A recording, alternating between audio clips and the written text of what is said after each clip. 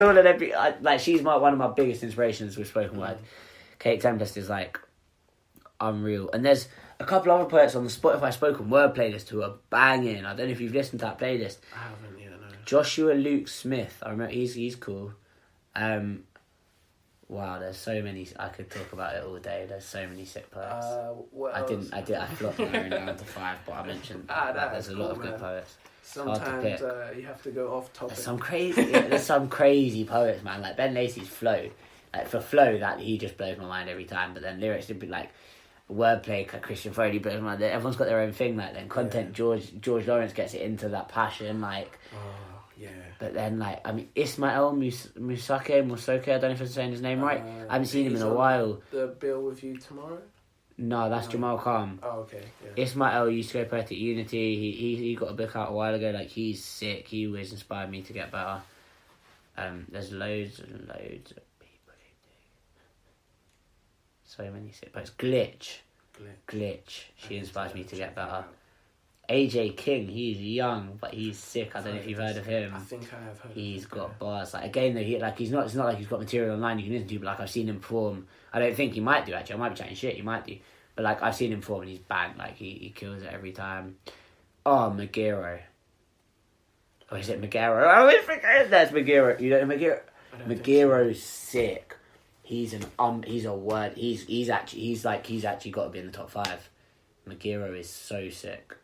That's why I didn't want to do this, because I'm going to be remembering people for the rest of the night now, and they're not going to get in the podcast, but it's fine. Moving on. There was this guy that you didn't see perform, because he didn't perform on that night that you came down, but... What event? The Chocolate Poetry one.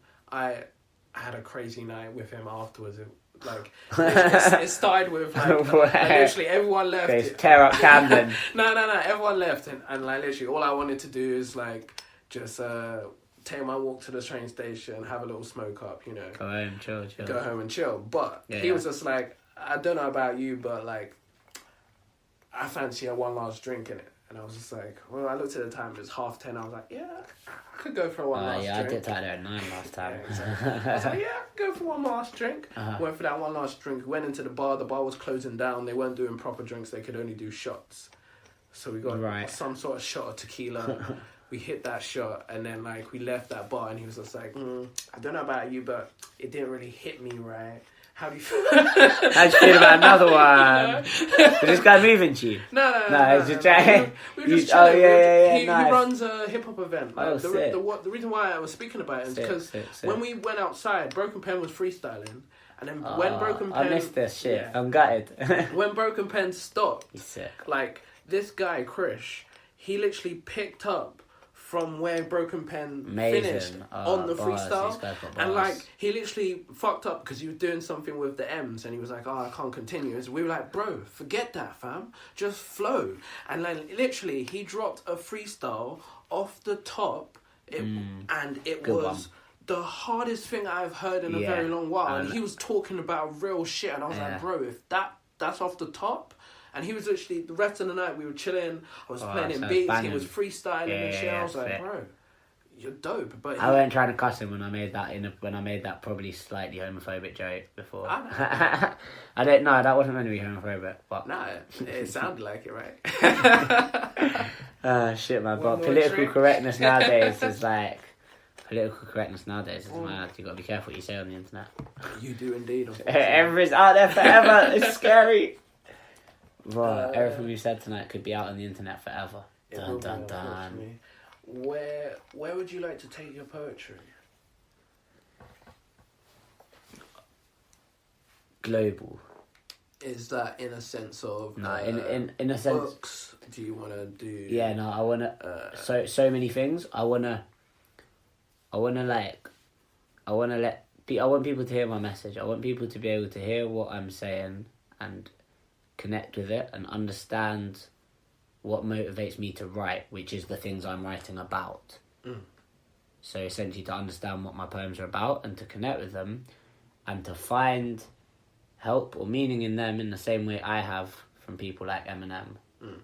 And I want to take it to, I want to also change the way we look at music. I want to open the door for people who aren't road or cool, for the people of us who are somewhere in the middle between being road and posh or road and cool, to be able to be musicians. And like, this is speaking on a very personal level now, but like to like, regardless of how your voice is, be able to be a musician, for example. But then also, like, I want to change the way, I want to create music which has content. I want to create like very many different genres of music. That's why I said on the EP, I'm collaborating with loads of different musicians and different artists, but it's all my lyrics. And like, it's mostly me doing spoken word, but there's a few singers on that, but it's all my lyrics. And I want to take that further by working with musicians, like jazz musicians, who put their meaning into their playing and stuff, and create music which is like a new kind of incredible blend of instrumentation and words, which you can listen to in the car on the motorway and bang and love, but you can also be inspired by it, or take inspiration, or like follow a story from it, or get meaning from it. Or I want to make people change the world. I want to inspire people to change the world. I want to change the world through inspiring others to change the world. That's how it starts. That's what I want to do. Really, obviously, like that's an amazing answer, man. that's what it comes down to at the end of the day. All of that, like, really. Also, but the other thing is, I want to fucking not have to do anything else for a living. Yeah. Well, acting's calm, but do you know them ones? They're the goals, really. Like, of course. But no, I mean, like, I want to have an impact, man. Like Prince EA. So you know who that guy is? Prince EA. He's like an American spoken word artist. He gets like over 10 million views on every one of his videos now. I think I have seen. He's humongous, and he's all right. But like, he might be he's a sick artist. He's done his thing, but like, he's given across like fairly simple, like, obvious messages that people need to hear, and he's doing it eloquently through kind of poetry and nice videos. He's gone viral, huge. Oh shit! Huge, absolutely huge. And like, people are taking positive inspiration from that, and like, I want to do it in a more, but I don't feel like, I don't know, I wouldn't listen to him over and over again anyway. Maybe people who are looking for them positive messages in that format can, but for people who want to listen to music and get that message, like, that's what I want. Because like, I've always grown up with rap, and I love rap music, but it drives me insane because a lot of it's just so shit lyrically. And I've got nothing more, like gangs and shit, yeah, like, talk about what's real to you, but some of it's just appalling. A lot of it is just crap. Lyrically, it's just dead. It's not poetry, it's not clever. They copy whatever's popping. So like, totally. This guy talking like this is popping, so I'm gonna do exactly that, and I'm gonna blow on the same vibe that he's made, and then once they've got there, it's just like, so what you doing now? Like, oh, you mean the next song, and then the next song sounds the same. I hope it's not true, but but obviously music progresses. I hope it's not true. I just had like a pre like vision though of like, maybe lyrics will just be like, lyrics might go pretty soon. Really and truly, look at the way it's going.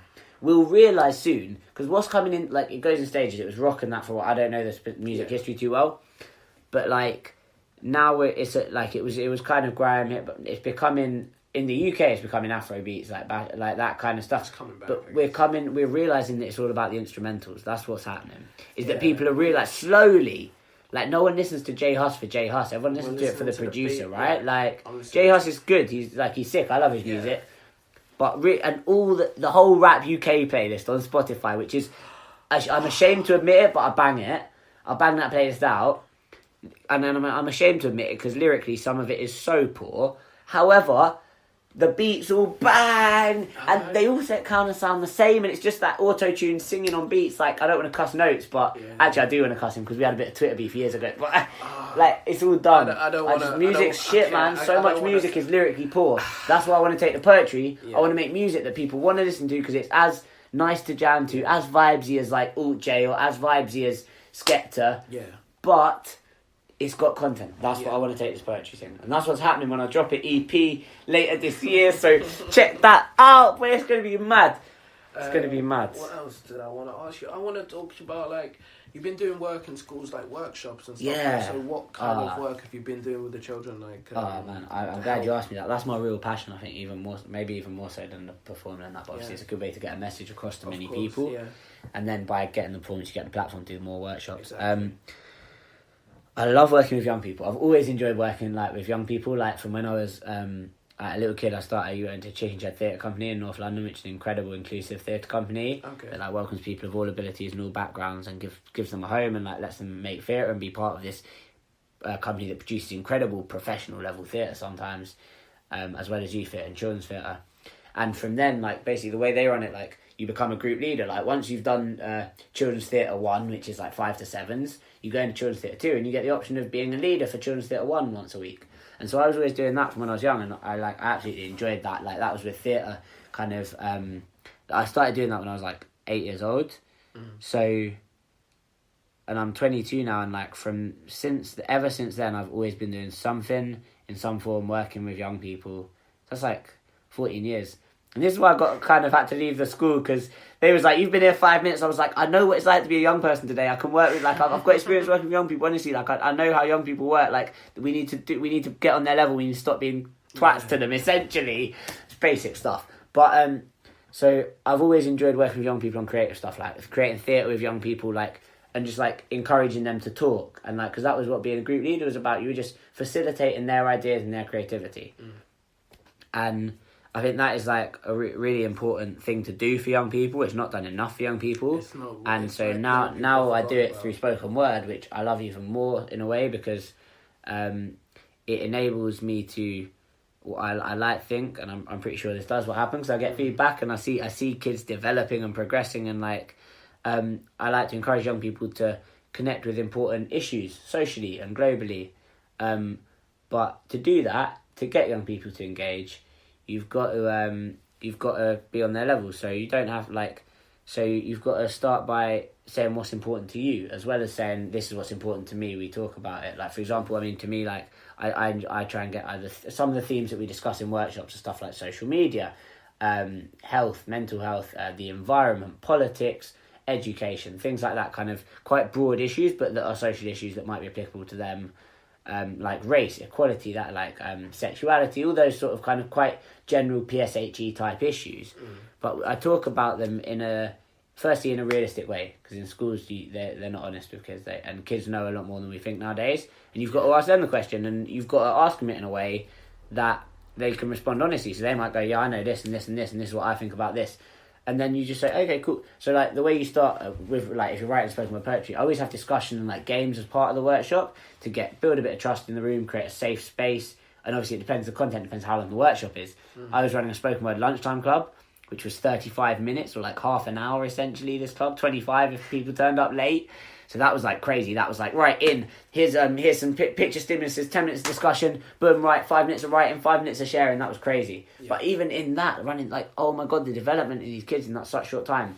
It's about promoting positive communication. So in the discussion element, like, obviously, you don't need to put your hand up, but people listen to each other and they speak positively, and it's reiterated that you listen to everyone, and you, like, it's okay to discuss things as long as you're doing it in an open, friendly way, and you listen to everyone. People might have different opinions, and you teach them that, and then you try and get them discussing topics which are important and relevant to them, like, for example, technology, stuff like that, social media, staying healthy on social media, like, and it's interesting because they know, like, kids know already, they're like, this shit's really unhealthy, like, we know it's bad, we shouldn't use this. I actually feel shit when I look on Instagram for half an hour, it happens to me, but I can't stop looking at it. Yeah. And when you hear a 12-year-old saying that, you're like, shit, there's a problem, nah? Yeah. But then you get them to write amazing poetry about it. Basically, like, it's simply, like, that's the long and the no, there's more to it. You have discussion, whatever, and you get them talking openly, and then you go, cool, so, like, out of everything we've spoken about, if there's something that you feel passionately about, something that you either like or dislike, that you want to,